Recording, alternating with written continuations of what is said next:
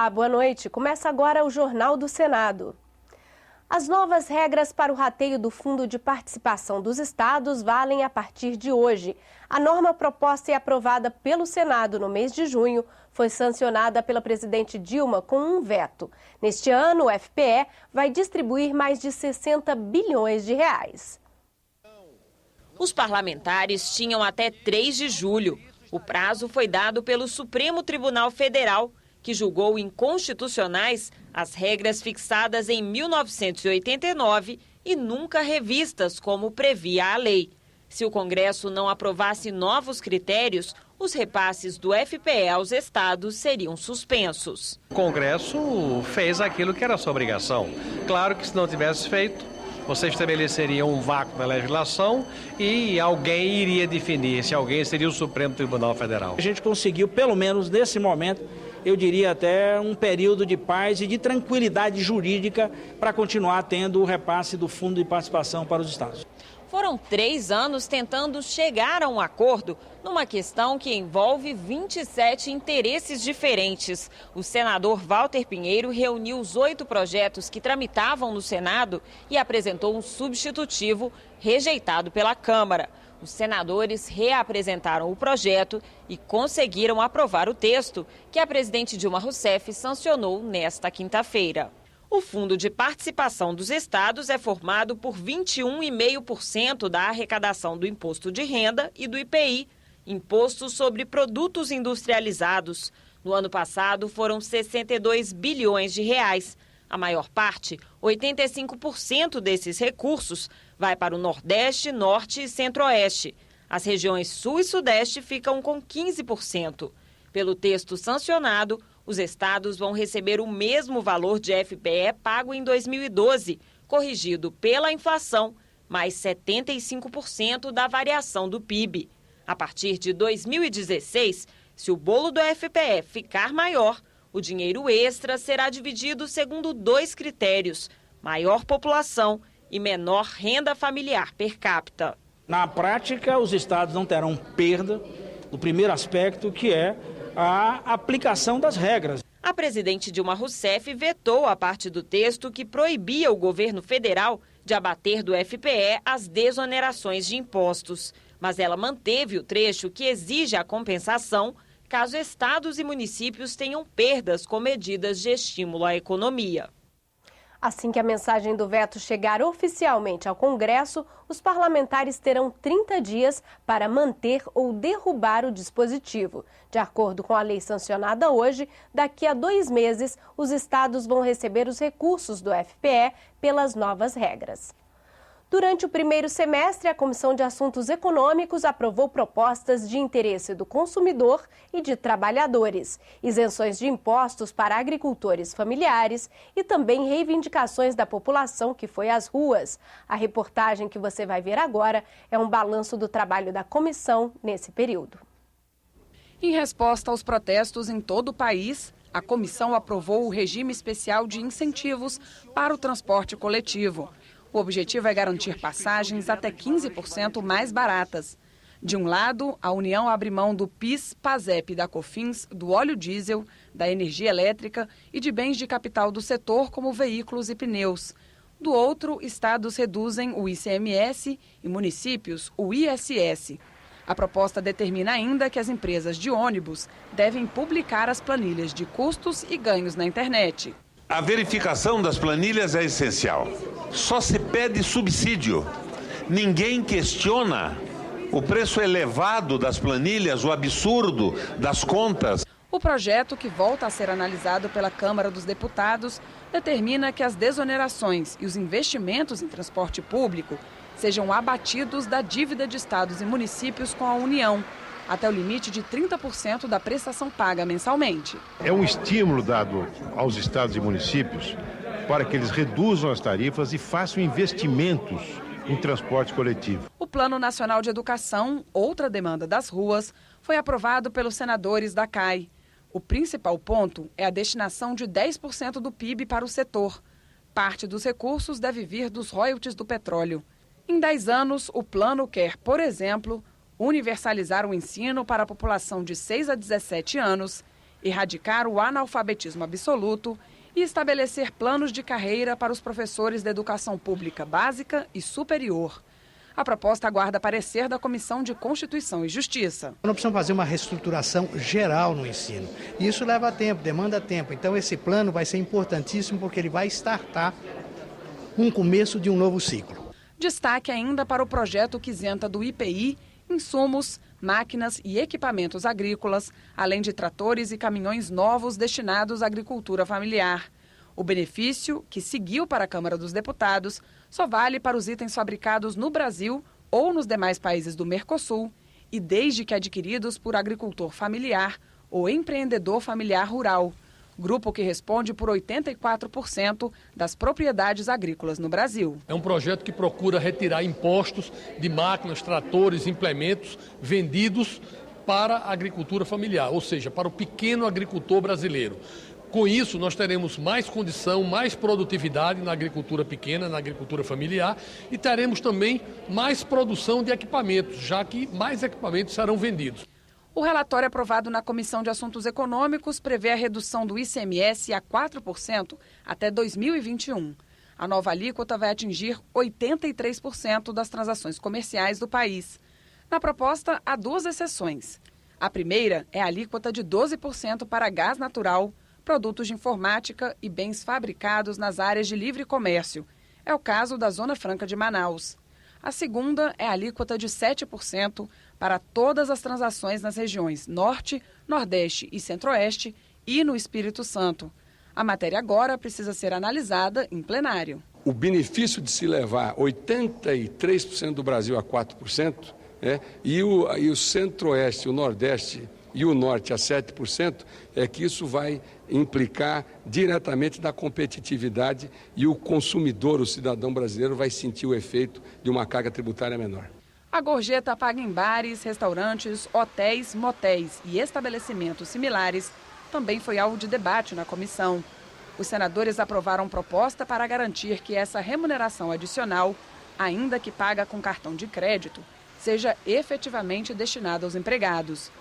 Como a matéria tramita em regime de urgência, os pareceres das outras comissões devem ser apresentados em plenário. Essa é uma comissão que nós discutimos e aprovamos projetos muito importantes, mas também tem a função de discutir a economia brasileira, apontar rumos. A gente tem uma grande preocupação nesse momento, não haver desequilíbrio inflacionário e não haver desemprego. O senador também antecipou os temas que devem pautar o trabalho da comissão no próximo semestre. O desafio para o segundo semestre é, primeiro, continuar na pauta do Pacto Federativo. A gente quer apresentar aqui uma reforma do ISS, acabando com a guerra fiscal entre municípios. Agora, eu quero entrar no próximo semestre na CAI numa discussão sobre a economia brasileira em assuntos ligados à desburocratização, ao aumento da nossa competitividade, alguns temas ligados à microeconomia. Eu estou convencido que o Congresso Nacional tem que dar, num momento de crise econômica como esse, a sua contribuição. Um dos projetos na pauta da Comissão de Assuntos Econômicos garante um benefício extra para idosos com famílias de baixa renda. O auxílio é para que os parentes possam manter o tratamento dessas pessoas em casa. Nos últimos 20 anos, a população de idosos dobrou no Brasil. Mais de 23 milhões e meio de brasileiros passam de 60 anos. Se para um grupo o envelhecimento pode significar a melhor idade, para outros representa a necessidade de cuidados especiais. É o caso do Manuel. Ele tem 2 filhas e 10 netos, mas há 9 meses está morando nesta instituição para idosos. Surgiu a ideia de me trazerem para cá para que eu pudesse ser cuidado, porque o pessoal de casa não podia, todo mundo trabalha, estuda, não é? E eu ficava só.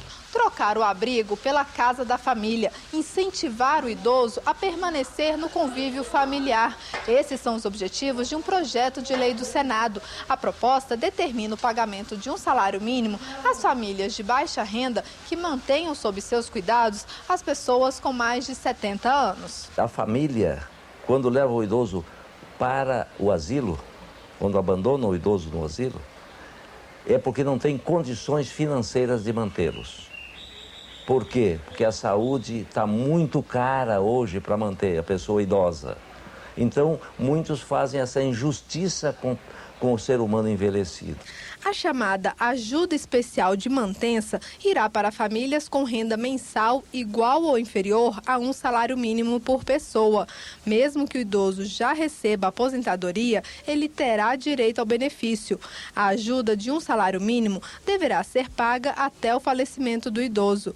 A família fica obrigada a usar o recurso exclusivamente para o bem-estar e a saúde do idoso. A família que não obedecer esse artigo, essa parte, é sujeita às penas da lei, por apropriação indébita de um bem do idoso. A diretora desta instituição em Brasília, que abriga idosos, avalia que o projeto é bom, mas defende que haja um acompanhamento das famílias que receberem o benefício. Como vou aplicar esse dinheiro? O que eu preciso fazer de adaptação na minha casa para receber esse idoso, para continuar com ele, né?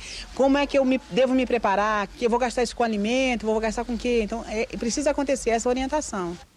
Também está em análise na Comissão de Assuntos Econômicos um projeto que aumenta o limite de idade para alguém ser considerado dependente no imposto de renda. Ludmila tem 26 anos. Sem renda, ainda mora com a mãe, Dona Maria de Lourdes. Uma situação cada vez mais comum nas famílias urbanas brasileiras.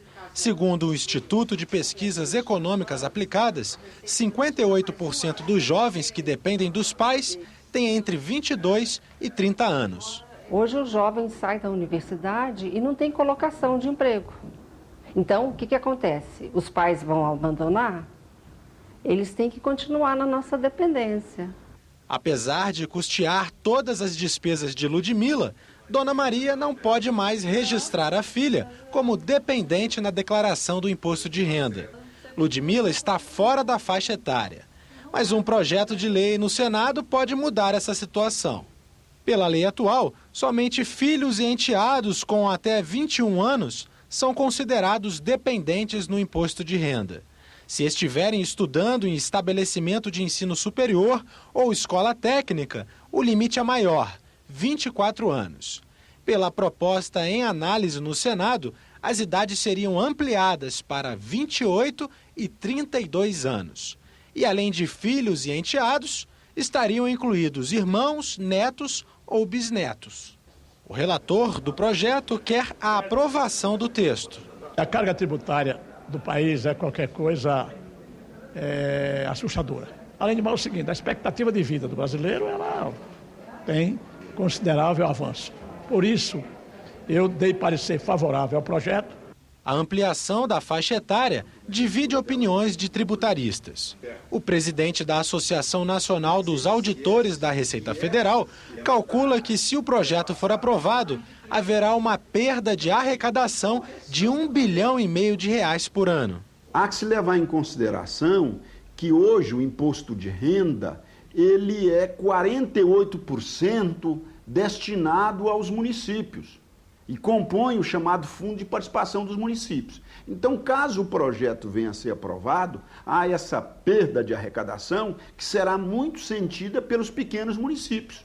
Por quê? Porque isso compõe a cesta dos impostos que fazem com que haja a distribuição do Fundo de Participação dos Municípios. Acho que deve ser concedida essa isenção para quem efetivamente esteja na dependência dos seus pais, dos seus mantenedores, e ele pelo menos esteja estudando numa faculdade, num curso profissionalizante, fazendo uma pós-graduação, um mestrado, um doutorado, alguma atividade que possa dar um retorno para o Estado como um todo. Ludmila estuda para concursos públicos. São de 6 a 9 horas de dedicação por dia. Beneficiada se a proposta for aprovada, ela vê vantagens para o país. Porque aí seria um incentivo para as pessoas continuarem se qualificando mais, sendo que a gente tem um problema grave de educação no país. Depois da conquista de direitos dos empregados domésticos, o Senado começa a debater a situação dos diaristas. Uma proposta que cria incentivos para esses trabalhadores saírem da informalidade também vai ser analisada pela Comissão de Assuntos Econômicos. Lavar a louça, tirar o pó, passar o aspirador. Tarefas que Rosalice conhece bem. Diarista há 8 anos, ela adora o trabalho. Além de você ganhar mais, né, ter um salário melhor, você tá com pessoas diferentes quase todos os dias, né? E eu acho bom por causa disso. Ela chegou a trabalhar como empregada doméstica, mas não se adaptou à rotina. A parte que eu não gostava era de ter que dormir no trabalho, porque se torna cansativo, você não tem hora para parar o serviço, só tem hora para começar. O número de diaristas no Brasil mais do que dobrou nas 2 últimas décadas. Passou de 714 mil em 1992 para 2 milhões em 2011. Hoje eles respondem por 30% dos serviços domésticos. O problema é que só 1 em cada 4 contribui para a Previdência Social. Ou seja, a maioria está como Rosalice, na informalidade, sem direito à aposentadoria, salário maternidade, auxílio-doença e pensão. Um estudo da Previdência Social concluiu que o principal obstáculo é o valor da contribuição, 11% dos rendimentos. Mas um projeto em tramitação no Senado quer mudar essa realidade. A ideia é permitir ao diarista passar de contribuinte individual para microempreendedor individual. Com isso, a porcentagem de recolhimento cai para 5%. Permite a ela também, ao prestar o seu serviço, emitir a sua nota fiscal para que o empregador tenha toda e qualquer lisura e tenha toda e qualquer proteção. Eu acho interessante. Seria muito bom, porque aí a gente ia ficar mais tranquilo, né? Você não ia ter mais aquela preocupação, poxa, se eu ficar doente ou se eu caio doente em casa, me machuco, coisa do tipo, né? Porque ninguém está livre de acontecer essas coisas de acidente. Um dos projetos aprovados com destaque na pauta do Senado este mês foi o reconhecimento como peritos dos policiais que trabalham na identificação de pessoas. Os papiloscopistas tinham ficado fora da lei que regulamentou as perícias oficiais. Das galerias, os papiloscopistas acompanharam a votação. O papiloscopista é um profissional técnico especialista em impressão digital e em representação facial humana. Ou seja, ele trata da identificação humana. É a única categoria que trabalha com fragmentos de local de crime. Hoje, o papiloscopista é uma carreira técnica nas polícias civil e federal. São cerca de 9 mil profissionais em todo o país. Eu quero ressaltar a importância deste profissional na investigação, para que nós tenhamos uma sociedade mais justa e para que aquele que efetivamente comete crime seja responsabilizado. E também para que o processo seja um instrumento de dignidade, porque também este profissional demonstra a inocência. O plenário aprovou o projeto que reconhece o papiloscopista como perito e exige formação superior para exercer a atividade. O projeto não só repara uma grave injustiça cometida contra esses profissionais, mas também contribui para o aprimoramento do Estado Democrático de Direito, já que fortalece os meios para a obtenção de provas lícitas. A proposta agora vai à sanção da presidente Dilma Rousseff. Na verdade, o nosso trabalho passa agora a ter oficialidade na lei. O nosso laudo vai ter validade. Papiloscopistas agora podem comemorar.